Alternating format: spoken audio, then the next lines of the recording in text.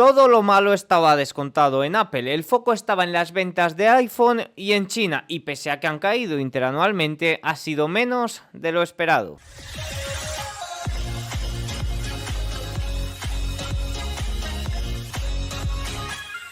Muy buenas a todos y bienvenidos un día más al canal. Hoy es jueves 2 de mayo de 2024 y en este momento son las 22:07 hora española, 16:07 horario estadounidense. En este vídeo tenemos que hablar de muchas cosas, porque después de que el mercado se viniera abajo ayer tras los comentarios de Powell, no con los comentarios de Powell, sino tras los comentarios de Powell, hoy hemos visto de nuevo un impulso del mercado. El S&P 500 ha cerrado casi un 1% arriba, creo que 0,9 para ser exactos. Y sí que es cierto que desde mi punto de vista lo que sucedió ayer, ya decía, de hecho titulaba el vídeo de ayer, se ha salvado el día, porque desde mi punto de vista tanto el Tesoro como la Reserva Federal impulsaron realmente al mercado, ayudando o impulsando a la liquidez. Ahora vamos a entrar un poco más en detalle, un poco más análisis en frío y algunos comentarios desde mi punto de vista muy interesantes de Goldman y de cómo puede afectar al mercado. También en el día de hoy hemos tenido datos trimestrales tanto de la productividad como de los costes laborales, y los datos sí que es cierto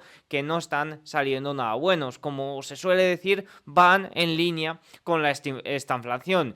Yo ya di mi opinión en el vídeo de ayer, no considero que estemos en esta inflación, considero muy difícil que Estados Unidos entre en esta inflación. La definición de esta inflación es unos trimestres consecutivos con un crecimiento prácticamente nulo y una inflación elevada. Básicamente lo que tenemos en Europa, en Estados Unidos, es algo que veo complicado, porque de una forma u de otra se va a poder desequilibrar o la inflación o el crecimiento económico. Y evidentemente en este vídeo tenemos que reaccionar a los resultados empresariales de Apple, una de las mayores compañías del mundo y que por tanto tiene un gran peso en los principales índices. Así que nada, dicho esto, vamos con el vídeo.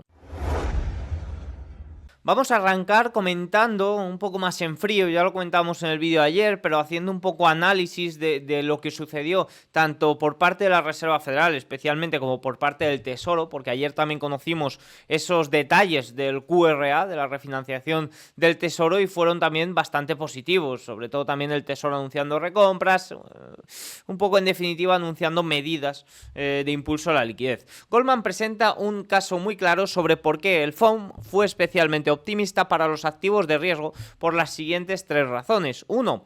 Powell Dovish se opone a los aumentos. A pesar de los recientes datos alcistas, Powell mencionó una próxima desinflación, notando que no veía signos de recalentamiento y que las expectativas de inflación permanecen ancladas. Enfatizó las estructuras de rezago incorporadas en el proceso de inflación. Expresó confianza en que la disminución de la vivienda y una curación continuada del lado de la oferta entregarían más dividendos desinflacionarios y pronosticó que la inflación secuencial volverá a bajar este año. También habló sobre la debilidad del mercado laboral y efectivamente eliminó los aumentos. Esto a pesar de que el núcleo del PCE, del deflactor de la inflación en marzo, está aproximadamente en un 3% y las impresiones de empleo constantemente fuertes.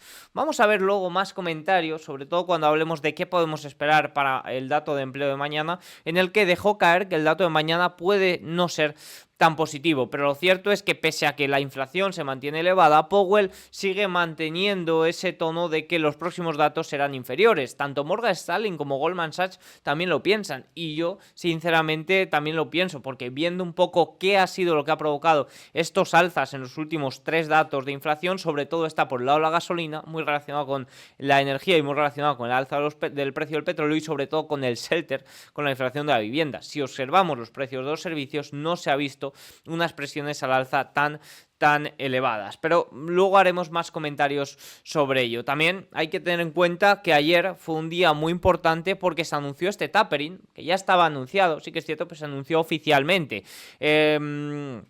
El FOM anunció que comenzará a reducir el ritmo de reducción del balance en junio. El límite mensual de reducción de bonos del Tesoro se reducirá a 60.000 millones, de 60.000 millones a solo 25.000 millones. El comité nuevamente señaló que la inflación ha disminuido durante el último año. Han reducido efectivamente a la mitad el ritmo de QT aquí, y esto a pesar de la esterilización del QT debido al drenaje del RRP que hemos visto. Vamos a ver qué significa esto, que aquí son términos evidentemente que tratamos habitualmente brevemente, pero por si alguien está de nuevas en mi canal, vamos a ver. ¿Qué ocurre? Bueno, pues el QT es la reducción del balance de la Reserva Federal. Para calcular la liquidez neta, cogemos el balance de la Reserva Federal y le restamos tanto la cuenta del Tesoro, que se ha rellenado en las últimas semanas, como la cuenta del repo inverso que tenemos aquí en pantalla. ¿Qué ocurre? Bueno, pues que la cuenta del repo inverso se ha drenado, esos 2.000 millones que estaban aparcados en el repo inverso se han drenado, es decir, han vuelto al sistema en los últimos meses, aproximadamente desde mediados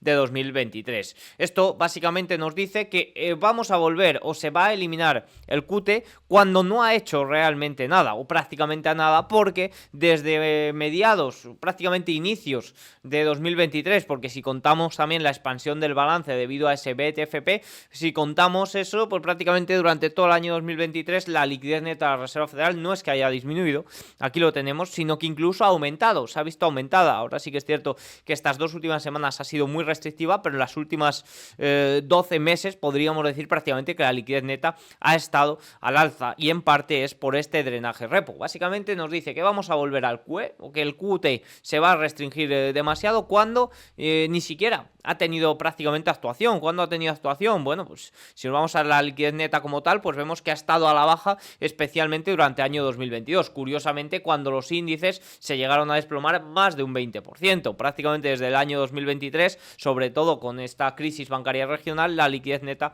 ha ido al alza. Sí que es cierto que sobre todo las últimas 2 semanas ha habido problemas de liquidez, también porque la cuenta del TGA, la cuenta del Tesoro, se ha rellenado debido al pago de impuestos. Es decir, es dinero que tiene que salir del sistema para ir a la cuenta del Tesoro. Por tanto, bueno, pues esto también tiene mucho que ver, y ya se mencionaba hace unas semanitas, o sobre todo se mencionaba a inicios de año, perdón, que marzo, abril era una fecha muy importante. ¿Por qué? Pues porque esta cuenta, o sea, la parte del drenaje del repo inverso podía estancarse, podía quedarse ya más o menos lateral. Teníamos también ese relleno del TGA debido al pago de impuestos, y eso pues podía afectar a la liquidez. Y además, si se sumaba todo este tema del BTFP y un poco lo que podía ocurrir por ahí, que por cierto tuvimos una quiebra bancaria mencionada en el vídeo semanal, nada del otro mundo, nada para entrar en pánico, nada para asustarse, pero sí que es cierto que los problemas de liquidez pues evidentemente existen. Bueno, pues evidentemente lo que anunció este tapering de la Reserva Federal pues es un impulso a los activos de riesgo, según Goldman, y evidentemente según a mí también.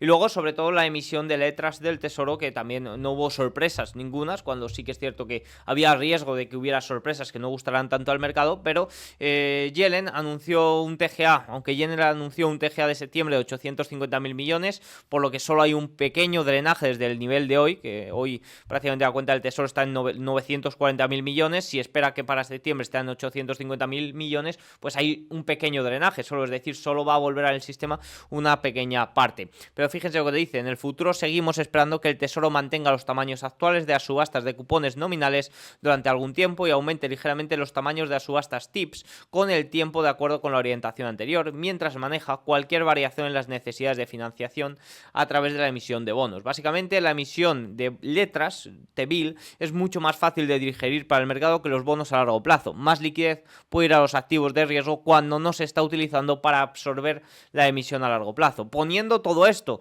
tanto el tema de la Reserva Federal como el tema del Tesoro en conjunto, Goldman nos dice así que tenemos un crecimiento sólido y una Fed Tesoro dispuestos a usar sus herramientas para apoyar la economía, lo que es optimista para los activos de riesgo, en mi opinión. Evidentemente, ya titulé el vídeo de ayer, se ha salvado una importante papeleta, y es que a nivel macro ayer se salvó una importante papeleta si hablamos un poco en términos de liquidez, que desde mi punto de vista es una buena parte, o a nivel macro es una buena parte que mueve el sistema. Evidentemente que están los datos empresariales, de hecho hay datos por ahí, yo los comparto habitualmente, de hecho he hecho informes también para el canal que dicen que desde 2019 hasta febrero de 2024 los 7 magníficos han crecido un 28% anualizado, y prácticamente el total de este crecimiento anualizado del rendimiento es debido al crecimiento de los ingresos, y evidentemente ni mucho menos faltaría más poner en duda el fantástico crecimiento de los ingresos que han tenido sobre todo las grandes compañías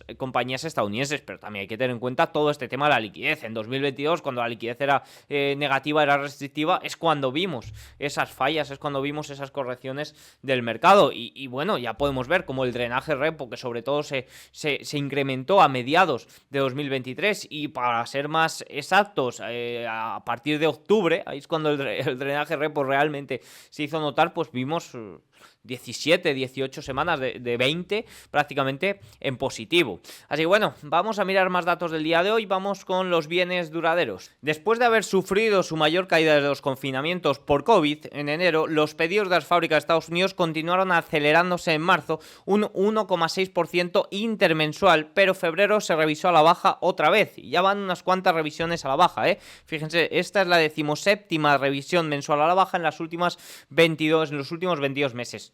Prácticamente todos los datos estadounidenses se están revisando a la baja. Pero bueno, esto impulsó los pedidos de fábrica interanuales hasta el 1,7% interanual. Los datos finales de pedidos de bienes duraderos en marzo estuvieron en línea con los datos preliminares, pero lo que fue más problemático, los envíos de bienes de capital no aéreos de defensa se mantuvieron estables intermensualmente, revisados a la baja desde la impresión inicial, es decir, todo el aumento proviene de datos aéreos de defensa, lo que sugiere claramente que el ciclo de gasto de capital se está estancando más allá de la defensa. Eso es un poco lo que nos muestran los datos. Vamos a entrar un poco más en detalle con la parte de costes laborales. Ayer conocíamos datos de empleo de ofertas, datos de despidos, que desde mi punto de vista son muy relevantes, pero vamos a ver sobre todo datos del primer trimestre, tanto de productividad como de estos costes de la productividad, porque recordemos que tuvimos un dato de Producto Interior Bruto bastante débil. Sí que es cierto que se debía a la parte de las exportaciones, pero sí que es cierto que también la parte del consumo mostró ciertas debilidades. De momento, como digo, la palabra estanflación, bueno, pues sí que es cierto que los datos son muy apuntando a esta inflación. ¿Por qué? Pues porque se ve una desaceleración económica y se ven presiones sobre los precios. ¿Va a haber esta inflación en Estados Unidos? Pues como digo, lo veo más complicado. En la eurozona sí que lo ha habido, pero en Estados Unidos hay muchas herramientas y hay muchos mecanismos para mover la balanza en caso de que haya esta inflación. Rápidamente vemos como el consumidor estadounidense tira. El consumidor estadounidense tiene que estar tirando mucho para que con los tipos al 5,5% la economía siga funcionando y no haya entrado en recesión, más allá de las refinanciaciones, más allá de que la mayoría, tanto empresas como particulares, están financiados a tipos bajos. Pero, oye, tipos al 5,5%, ya llevamos 2 años, más de 2 años, y la economía sigue tirando de una forma muy fuerte, más allá de la desaceleración que se habla. Por tanto, me parece difícil. Además, recesión o realmente datos negativos de la economía estadounidense, evidentemente van a traer caídas por la parte de la inflación. Ya hemos visto también una caída muy importante del petróleo, que también evidentemente tiene mucha importancia. La productividad laboral del sector empresarial no agrícola en Estados Unidos aumentó solo un 0,3% en el primer trimestre de 2024, tras un incremento al alza del 3,5% en el periodo, en el Q4 de 2023. Esto evidentemente lo deja por debajo de las expectativas, que ya de por sí eran bajas, del 0,8%. Fue el ritmo más débil desde el trimestre enero-marzo de 2023. Desde el primer trimestre del año 2023, un crecimiento de la producción del 1,3% y un aumento de horas trabajadas del 1%. En términos interanuales, la productividad laboral aumentó un 2,9% tras un avance del 2,7% el año pasado. Si nos vamos a ver los costes laborales, pues vemos un salto, al igual que vemos una caída en la producción, vemos un salto en los costes laborales. Fíjense, aumentaron un 4,7% anualizado en el primer trimestre, tras mantenerse sin cambios en el periodo anterior y por encima de las previsiones del mercado, que eran de un 3,3%. Refleja un aumento del 5% en la remuneración por hora y una ganancia del 0,3% en la productividad. Los costes laborales en el sector manufacturero aumentaron un 3,2%, reflejando un incremento del 3,4% por hora y un aumento de la productividad del 0,2%. Y ojo, el sector empresarial, más relacionado, aquí entra los servicios especialmente, aumentó un 4,7% en comparación con el primer trimestre, y los costes laborales unitarios aumentaron un 1,8%. Como digo, datos que apuntan a esta inflación. ¿Va a ocurrir esta inflación en Estados Unidos? Tengo serias dudas sobre ello, y si tuviera que apostar diría a que no. Pero sí que es cierto que los datos justo en este momento, los datos de este mes, son más bien apuntando a ello. ¿Por qué? Pues porque los costes laborales, las presiones sobre los precios aumentan. También lo vimos en el ISM manufactura de ayer, y evidentemente la desaceleración económica se está notando, pero todavía, como vimos, un crecimiento del 1,6%. Por lo tanto, se confirma la inflación salarial aumentando al ritmo más rápido en un año, ya que todas las ganancias que nos dijeron que esperábamos de la inteligencia artificial simplemente no están reflejadas en los datos. La mayoría de comentarios sobre estos datos de productividad están relacionados con la inteligencia artificial y que no se está viendo un aumento de productividad con relación a la inteligencia artificial. Calma, calma. Ya hemos visto resultados de Google, ya hemos visto resultados de las grandes tecnológicas y Google ha aumentado los buscadores y ha aumentado muchos crecimientos interanuales gracias en parte a lo que le aporta la inteligencia artificial, no de puertas para afuera, pero sí de puertas para adentro. Si bien las cifras trimestrales de productividad son bastante volátiles, una desaceleración sostenida representa otro obstáculo para la lucha con la inflación de la Reserva Federal, dado que se espera que las tasas de interés se mantengan en el nivel más alto en 2 décadas por un tiempo más. La inversión empresarial en equipos probablemente seguirá siendo un factor débil en el crecimiento económico general. Evidentemente, datos de desaceleración económica y más si se llevan por delante al petróleo, que esto lo veremos mañana, sumado a costes laborales, a presiones sobre los precios mayores, pues evidentemente pone un poco en una encrucijada a la Reserva Federal. ¿Por qué? Pues porque tiene dos mandatos, pleno empleo y inflación elevada. Si la inflación se dispara y el empleo empieza a caer, pues a ver qué hace, a ver hacia dónde tira. Aunque bueno, ya esto es un poco lo que está pasando, pero ya estoy dando mi opinión de que la inflación de los servicios no está teniendo presiones especialmente alcistas. Veremos a ver, porque muchas casas de análisis, Powell también lo ha dicho, yo también lo pienso, podríamos ver efectos en el empleo y una inflación que realmente empiece a aflojar, que de momento no, yo sigo sin ver ese riesgo de repunte como en la década de los 80 o como estos gráficos catastrofistas. Hay presión sobre los precios, evidentemente,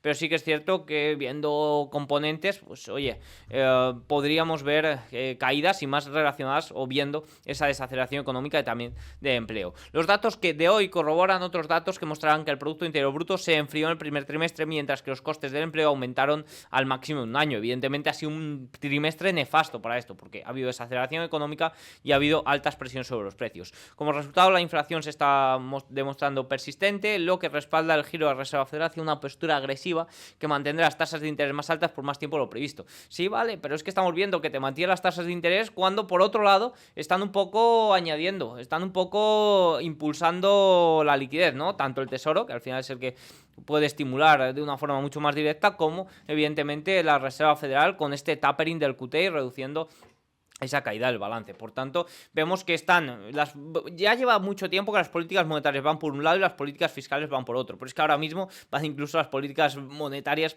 por un lado y por otro, es decir, mantienes los tipos, vale, pero por otro lado reduces la caída del balance, ¿no? Powell dijo ayer que no ve estancamiento ni inflación, que no ve estancamiento económico ni inflación. Bueno, dijo, no veo ni stand ni inflation, ¿no? Por así decirlo, en los datos estadounidenses. Desde mi punto de vista, y aquí sí que es mi opinión, el mercado laboral estadounidense se está relajando rápidamente. La caída de los despidos sugiere que el crecimiento salarial debería ralentizarse. Ayer vimos unos datos de empleo que no fueron para nada positivos y vimos unas caídas, algunas que estaban a niveles de 2018, incluso por debajo de la pandemia, ¿eh? O sea que cuidadito, porque el dato de nóminas evidentemente es el dato de nóminas, muestra un número absoluto y muchos de esas nóminas tienen 2 o 3 o más empleos. Por tanto, la situación de la calidad de empleo no es muy positiva, estamos viendo despidos, el empleo prácticamente no crece a nivel de jornada completa, crece solo a jornada parcial. Y me puedes decir, vale, pues es que a lo mejor hay alguien que prefiere la jornada parcial o hay gente que gana más dinero con la jornada parcial. Bueno, la verdad que tengo serias dudas sobre ello. Uno puede ser, pero cuando vemos ya que durante un año todo el crecimiento ha sido así, cuando vemos que desde la pandemia prácticamente no ha habido un crecimiento de empleo por parte de estadounidenses, cuidadito con cómo se miden esos datos, ¿no? Pero bueno, mañana veremos y mañana saldremos de dudas. Los datos de ofertas de empleo, los datos de ADP, sí que es cierto que están mostrando que puede haber un enfriamiento bastante rápido, que también te digo, llevamos ya muchos meses con esto, llevamos ya muchos meses con datos de nóminas un poco raros, ¿no? Ya saben, raros, que los hemos comentado por aquí. Porque yo desde mi punto de vista no hablo de manipulación de nóminas, porque hay que saber interpretar el dato de nóminas. El dato de nóminas cuenta cada nueva nómina. Da igual que alguien tenga 2 nóminas. Evidentemente, eso va en la encuesta de hogares, que en la encuesta de hogares es de donde se sale esto de empleo parcial, es donde se ve que apenas hay aumento de jornada completa. Si es así, esto que he mencionado de las caídas de los despidos, que puede o que suele ir ligado a caídas también en los salarios, pues si es así, el IPC de servicios no se mantendrá estable durante mucho tiempo, que es un poco el gran riesgo, porque yo veo el riesgo de la inflación en que se va a estabilizar por encima de lo esperado, sobre todo porque la inflación de los servicios es esa inflación tan pegajosa. No veo riesgo en que la inflación de los servicios se dispare en este momento, veo en que se va a estabilizar por encima de lo esperado. Evidentemente, caídas y datos de empleo muy débiles pues van a ir ligados a caídas también quizás en esta inflación de los servicios, porque si la gente no tiene empleo, pues evidentemente va a flojear. Dicho esto, si nos vamos a ver un vistazo a lo que ocurre con el yen japonés, que en el día de hoy ha tenido una caída bastante importante. Fíjense que si observamos el yen japonés ha caído al nivel de 153. Ojito que hace nada estaba en el 160, hace, fíjense, el lunes 29 de abril, el lunes de esta semana. Vamos a ver por qué hay de nuevo, pues evidentemente ha habido intervenciones. Fíjense que aquí vemos en 5 minutos, vimos intervenciones el mismo lunes 29 de abril, cuando de madrugada aquí en España llegó a tocar el 160, vimos cómo cayó, pero vimos cómo recuperó terreno. Y ayer, justo tras los anuncios de la Reserva Federal, voy a explicar por qué, justo después de los anuncios de la Reserva Federal, justo al cierre de mercado, vimos de nuevo una intervención. No son intervenciones confirmadas, pero evidentemente son intervenciones. Ahora vamos a ver más opiniones de gente muy reputada del Banco de Japón o ex trabajadores del Banco de Japón que evidentemente te confirman que es una intervención, más allá de que el Banco de Japón no lo haya confirmado. Y pues ahí sí, esta sí que ha sido la buena. Vemos el nivel cayendo a 153. ¿Por qué? Bueno, pues sobre todo por esto. ¿Por qué? ¿Qué ocurrió ayer? ¿Qué ocurrió ayer tanto por parte del Tesoro como de la Reserva Federal? Pues que estimularon de nuevo el mercado, que abrieron la puerta a entradas de liquidez, ¿no? Y eso no es beneficioso para el dólar. Eso provocó caídas del dólar. Las intervenciones, cuando tienen realmente efecto, es cuando son de dos partes. Evidentemente, en este caso no hay colaboración por parte de la Reserva Federal, pero sí que es cierto que el Banco de Japón tiene que aprovechar debilidad del dólar para que la intervención pues dure por lo menos más de un día, ¿no? Porque si intervienes porque está llegando a un nivel, pero el dólar está realmente muy fuerte, y más con las presiones de los precios que estamos viendo últimamente, pues evidentemente la intervención dura menos que un cigarro, porque fíjense cómo rápidamente recuperamos al 158. No sé de dónde me ha salido esta expresión, porque yo no fumo, la verdad.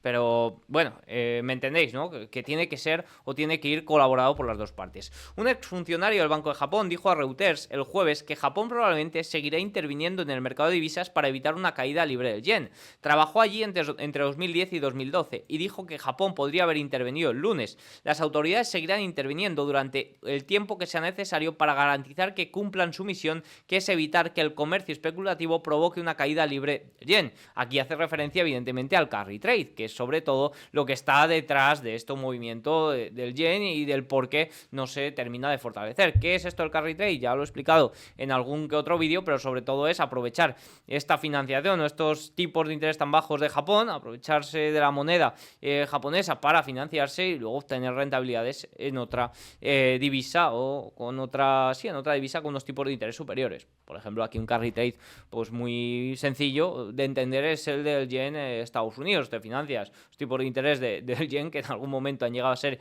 incluso negativos durante los últimos 8 años, y evidentemente te vas a Estados Unidos a obtener esa rentabilidad. Evidentemente es mucho más complejo que todo eso. Aún así, aunque no hay confirmación oficial de si el Ministerio de Finanzas había intervenido en los mercados de divisas el lunes y el jueves, algunos han estimado que esta intervención le costó al Banco de Japón alrededor de 20.000 millones de dólares, con muy poco que mostrar. El lunes echamos un vistazo sobre todo a la parte del rendimiento a 10 años. ¿Por qué? Pues porque no hubo muchos movimientos en rendimiento a 10 años. ¿Y qué pasa? Bueno, pues sobre todo lo que se está vendiendo son reservas de dólares que todavía tiene el Banco de Japón. De momento no hay venta de bonos, sino que es se estima que las ventas pueden ser de reservas. Evidentemente, si tienes reservas, pues eso no se va a ver tanto en los rendimientos, ¿no?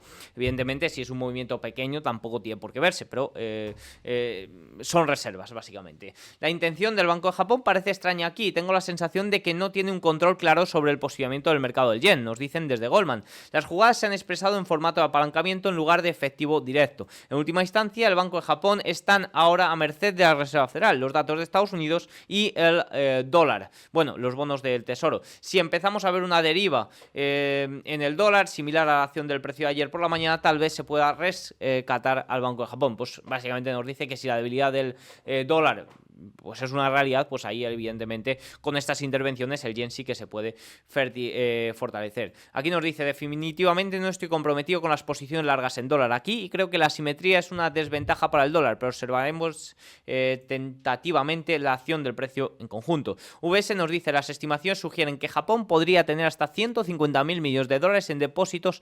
155.000 millones de dólares en depósitos en dólares, vale, esto está mal. Japón gastó aproximadamente 35.000 millones comprando yenes el lunes y poco más de 60.000 millones de dólares en 3 días en septiembre y octubre de 2022. Pues ojito, si tiene 155.000 millones de dólares en depósitos para poder mover el mercado, para poder fortalecer el yen, porque evidentemente se puede dar un fortalecimiento que si va ligado a la caída del dólar, pues puede ser muy muy evidente. Por tanto, los inversores, los analistas últimamente estaban ahí comprando cada intervención del yen porque el dólar se suele fortalecer, pues nos están dejando claro que la clave va a estar en el dólar, que la clave está en si el dólar se fortalece o el dólar se debilita más allá de las intervenciones que haga en el yen. Si el dólar se mantiene fuerte, por mucha intervención que haya, el dólar va a seguir tirando arriba. Dicho esto, vamos con los resultados de Apple.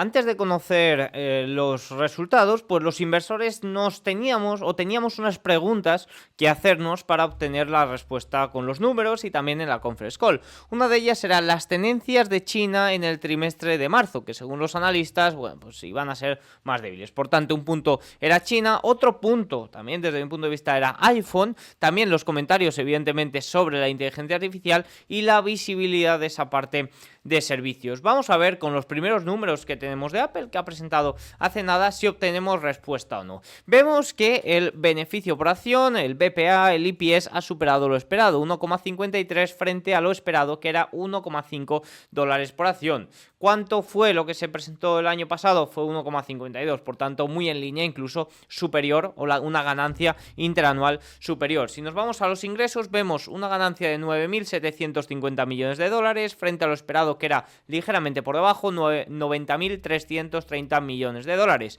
Y si nos vamos a ver cómo ha variado interanualmente, pues vemos una caída de un 4%. Si nos vamos a Mac, vemos una ganancia, unos ingresos de 7.450 millones de dólares por encima de lo esperado, por encima de los 6.790 millones de dólares. Y el foco, o uno de los focos, estaba en iPhone. ¿Por qué? Pues porque tanto con iPhone como con China ha sido los grandes impulsores de la caída del primer trimestre, sobre todo pues por informes, por reportes que salían de que las ventas de iPhone no estaban yendo tan bien, y en China pues evidentemente tampoco. Bueno, pues si vemos iPhone, 45.960 millones de dólares, superior a lo esperado, que era 45.760, ligeramente por encima. Eso sí, interanualmente pues vemos una caída de un 10%, como podemos observar aquí. iPhone 10% abajo. El año pasado presentó una ganancia de 51.334. Si nos vamos a China, pues evidentemente tenemos lo mismo prácticamente. Unos ingresos de 16.370 millones de dólares frente a lo esperado, que era 15.870. Por tanto, dentro de lo malo, dentro de la caída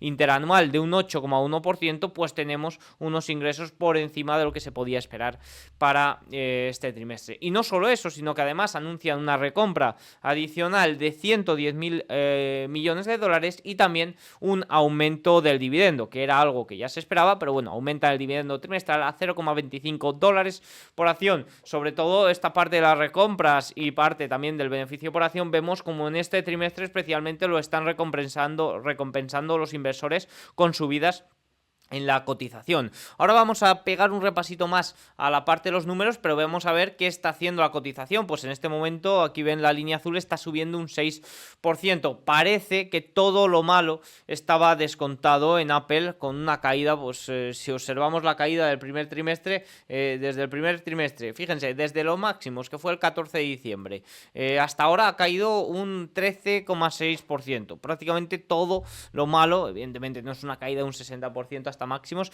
pero todo lo malo parece descontado. Ya comenté en su día cómo veía en cuanto a 7 magníficas, y sobre todo Apple o Tesla, pues las veía con mucho mayor posibilidades de sorprender al alza. Vamos a mirar un poco más de números, os lo dejo por aquí. Ahora mismo lo estoy viendo en la plataforma Quart. Recomiendo esta plataforma. Bueno, pues es que he buscado aquí el PDF, la verdad. Otras veces cojo el PDF de la propia compañía, pero bueno, me parece sencillo verlo aquí. Ventas netas de productos, 66.886 frente a 73.929 del año anterior. Ingresos 23.867 frente a los 20.907. Es decir, vemos una caída considerable en la parte de productos y vemos un aumento en la parte de servicios. Esto es un poco algo que sí que se ha comentado en otras conference call. Habrá que ver también qué comentan sobre ella, que como vemos es un punto importante, pero ese posible monetización mayor por la parte de los servicios. Si vamos a ver costes de los ingresos, pues vemos sobre todo el coste de los productos, 42.000 frente a los 46.000 del año pasado, y la venta de servicios pues prácticamente muy en línea. Por tanto, aumentan los servicios con un coste menor. Evidentemente la parte de servicios pues tendría menor coste, ¿no? Hipotéticamente, porque el coste de fabricar un producto pues te deja mejor margen. Los servicios ya sabemos todos que los márgenes son mayores. Bueno, aquí tienen más datos por si interesa. Aquí tenemos el EPS, y demás, y bueno, pues vamos a ver sobre todo esto, que es un poco lo que he puesto en la imagen. Ventas por segmento, pues vemos como América está muy en línea con el año pasado, Europa incluso supera el año pasado, Japón ligeramente por debajo del año pasado, y sobre todo China, pues esa caída interanual que era un poco anunciada, pero como vemos ha superado un poco las estimaciones, y vemos como sigue siendo un porcentaje muy importante de las ventas de Apple. Fíjense que es el tercer grupo más grande, evidentemente, porque luego tenemos aquí a Japón y tenemos también al resto de Asia-Pacífico. Curiosa también la caída de Asia-Pacífico, por aquí sí que es cierto que la competencia en cuanto a productos parece que está siendo mayor. Y si nos vamos a ver por categoría, pues sobre todo vemos esa caída en iPhone, vemos como en Mac incluso ha ganado interanualmente, vemos la caída de iPad, que sí que es cierto que lleva ya unos cuantos trimestres de capa caída, y sobre todo ese aumento de la parte de servicios, que me parece pues muy considerable. Y vamos a ver qué nos dicen en la parte de conference call sobre cómo puede evolucionar Apple a una empresa más de servicios. Bueno, aquí tenemos más datos, os paso por si os interesa. Y bueno, pues dicho esto, y viendo que ha sentado bien y que está subiendo un 6%, pues vamos a ver el cierre de sesión. No me paso a los gráficos, aunque luego haré algún comentario sobre ello. Si nos vamos a Europa, que ha abierto después del festivo de ayer, vemos al Stoxx 600 ligeramente abajo, 0,22. Futuros Eurostoxx 50 ligeramente arriba, 0,23. DAX alemán 0,2. CAC francés 0,88% abajo. IBEX 35 0,16 abajo. Reino Unido 0,88. Máximos o cierre máximo histórico. Italia 0,17. Suiza 0,2. Países Bajos 0,46. ¿Cuáles son los sectores que especialmente han lastrado? Pues si vemos ahí Alemania, bueno, pues vemos aquí como el sector minorista se ha visto afectado tras presentaciones de resultados, y vemos también como la parte de petróleo, evidentemente con la caída del petróleo que comentábamos ayer de un 3%, por la parte energética también se ha visto muy afectado, y han sido los grandes lastres de la jornada europea. Si nos vamos a ver a Asia, bueno, pues estamos viendo un repunte muy fuerte en la parte de China, en el Hansen. Fíjense que el Hansen sube un 2,5%, estamos teniendo muy buenos aumentos en los índices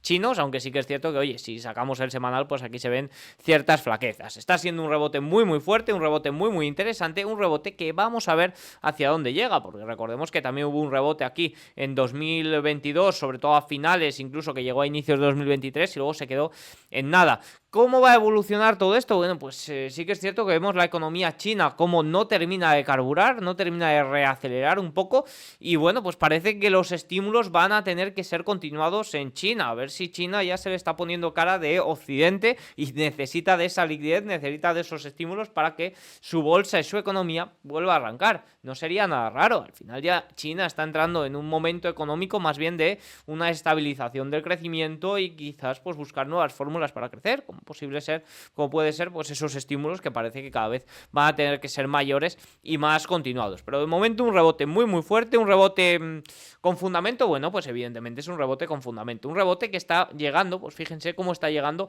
a cotas o resistencias importantes si nos trazamos aquí algunos niveles que pueden ser importantes. Porque fíjense que este es el máximo de octubre de 2023, es el máximo también de noviembre de 2022, fue mínimos por aquí, por tanto es un nivel de soporte ya muy importante.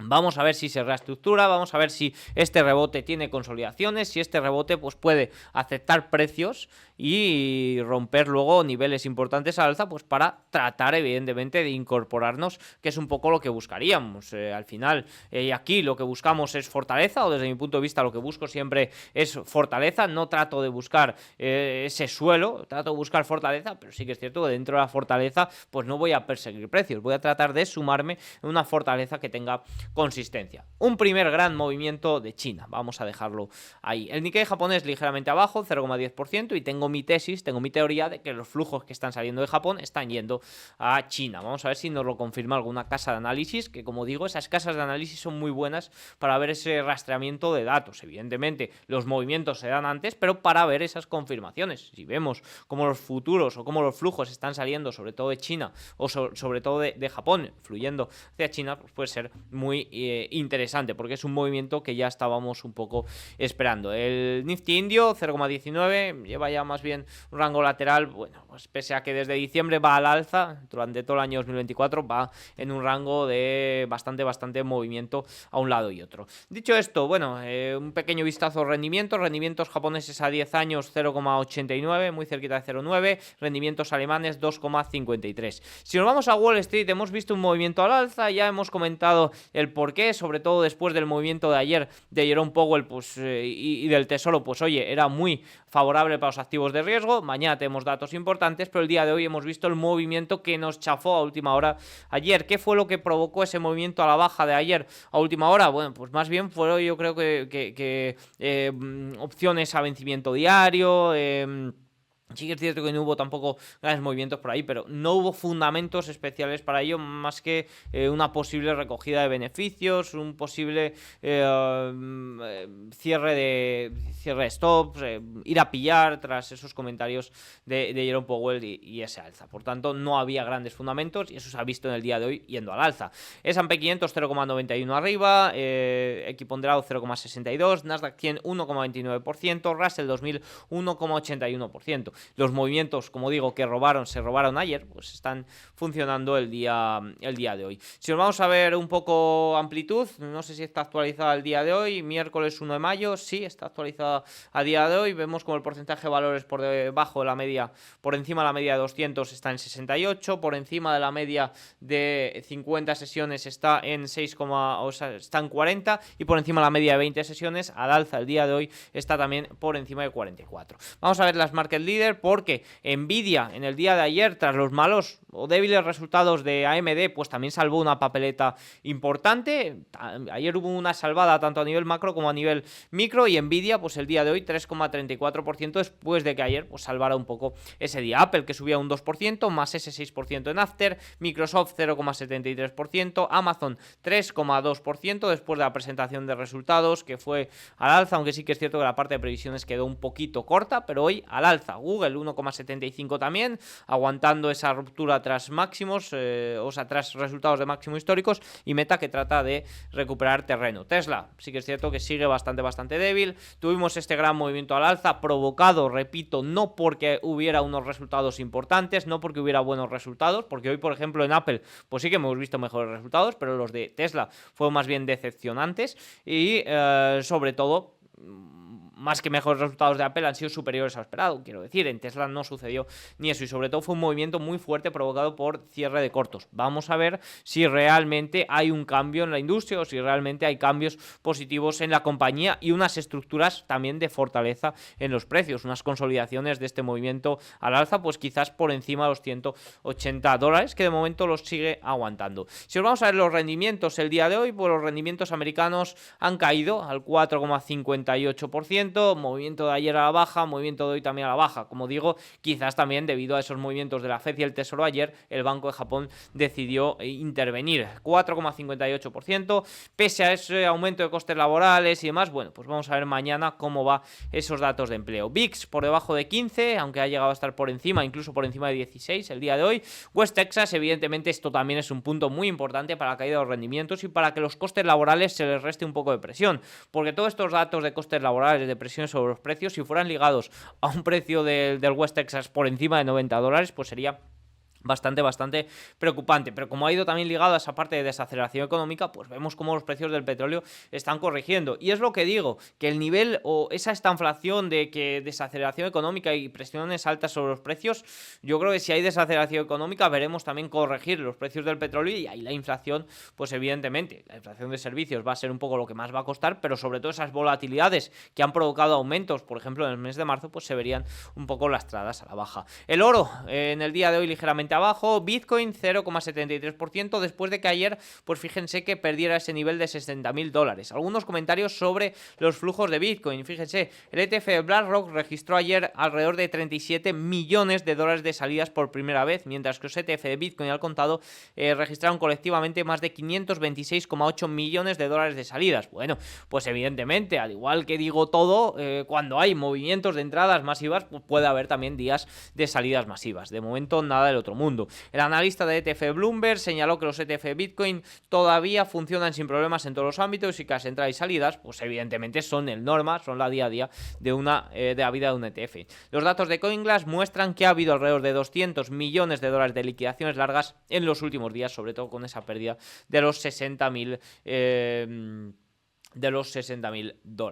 Si os vamos a ver, evidentemente, a un activo que revisamos mucho por aquí, TLT, bonos del Tesoro a largo plazo, bueno, pues caída de rendimientos, pues eso sí que es cierto que sobre todo si los datos de empleo mañana muestran desaceleraciones, recordemos que Nomura, McElligor de Nomura, lleva ya durante toda la semana hablando de un posible cierre de cortos en los bonos del Tesoro. Nos hablaba sobre todo de que SQRA lo podía impulsar, también nos hablaba de que datos demasiado dovish por parte de la Reserva Federal podrían impulsarlo. De momento no ha habido movimientos fuertes de cierre de cortos, pero sí que es cierto que ha habido un movimiento a la baja de los rendimientos y puede provocar un alza también en los bonos si mañana los datos de empleo salen inferiores a lo esperado. El resto de rendimientos, pues sí que es cierto que a 10 años ha ido a baja, pero a 2 años, bueno, es que ya me está contando lo del día siguiente porque ya son más de las 11 en España, pero fíjense como a 2 años el día de hoy ha caído un 1,79% y nos vamos casi al mínimo de cierre del 10 de abril. Y ya por último el dólar, pues a la baja, 0,28%, y evidentemente eso ya he mencionado que es lo que beneficia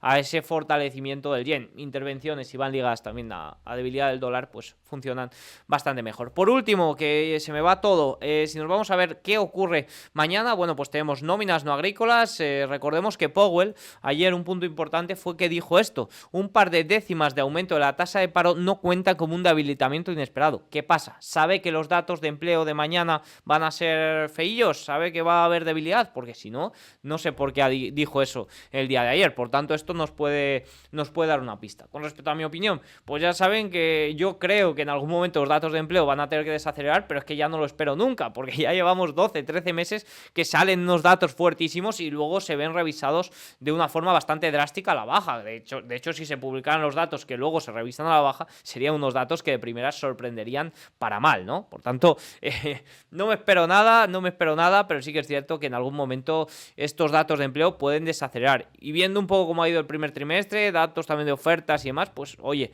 no me parecería raro. ¿Qué esperan las diferentes casas de análisis? Pues vemos un poco como el consenso son los 200.000, vemos como por ejemplo UBS está muy en ese consenso, vemos también algunas de las importantes, JP Morgan 250.000, Goldman Sachs 275.000. El consenso, como digo, espera 200.000, por debajo, muy por debajo del nivel de los 300.000 del trimestre pasado, y espera una tasa de desempleo que se quede en el 3,8%. Vamos a ver con esos comentarios de Powell. Sí que es cierto que habrá más actualizaciones sobre ello en cuanto a movimientos y demás, pues no sé si me dará tiempo a publicarlas en el informe de Market Shape, pero mañana en Serenity Markets lo más probable es que antes de la publicación del dato se conozca. Y si nos vamos a echar un vistazo al ISM Servicios, que también le conoceremos mañana, un punto también muy importante porque hemos visto desaceleración en la parte manufacturera, vimos desaceleración el mes pasado en el ISM Servicios, vamos a ver porque también podríamos ver desaceleraciones. Se espera un aumento con respecto al dato del mes pasado, pero sí que es cierto que la tendencia va más a desaceleración económica. Así que nada, tienen todos los datos, espero que les haya gustado el vídeo, si es así, hacedme saber con un like, un comentario y nos vemos mañana. Chao.